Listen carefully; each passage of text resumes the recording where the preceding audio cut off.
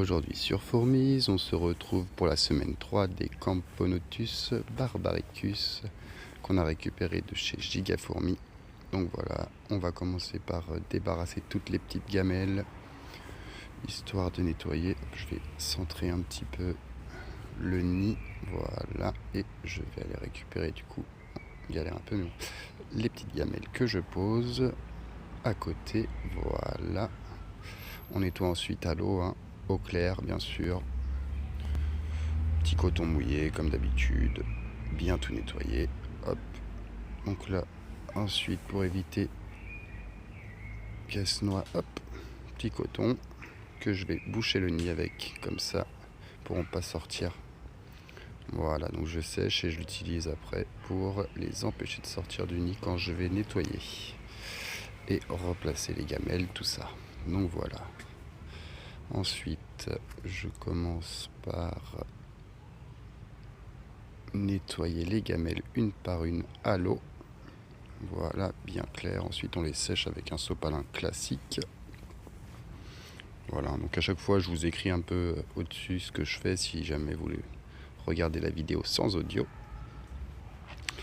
Voilà.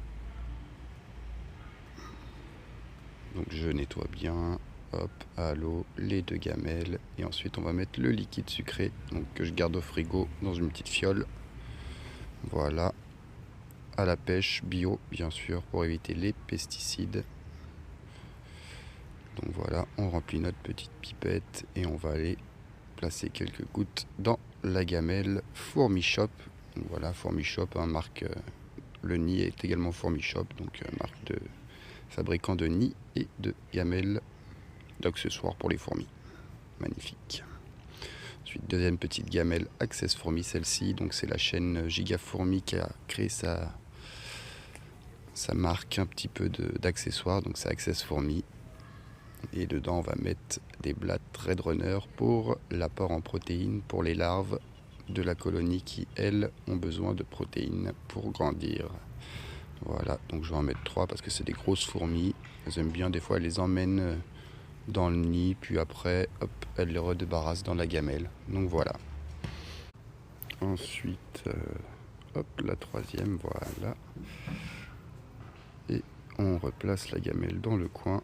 Et on libère les fourmis pour qu'elles puissent réaccéder à leur aire de chasse. Bon là aujourd'hui elles sont pas très actives, donc je vais changer le module d'hydratation. Des fois quand je le change elles bougent un petit peu, mais aujourd'hui elles n'ont pas l'air très réactives. N'oubliez pas, si jamais mon contenu vous plaît, de vous abonner, d'en parler autour de vous, partager, n'hésitez pas. Voilà, donc on re-remplit à l'eau claire, même s'il n'y avait pas trop besoin, c'est vraiment au cas où. Voilà, donc je vais vous faire un petit zoom, histoire qu'on les voit d'un peu plus près, pour votre plus grand plaisir bien sûr, car très belle espèce, plus grande fourmi d'Europe, une des plus grandes fourmis d'Europe, Camponotus barbaricus. À la semaine prochaine sur Fourmise pour la suite de leur développement.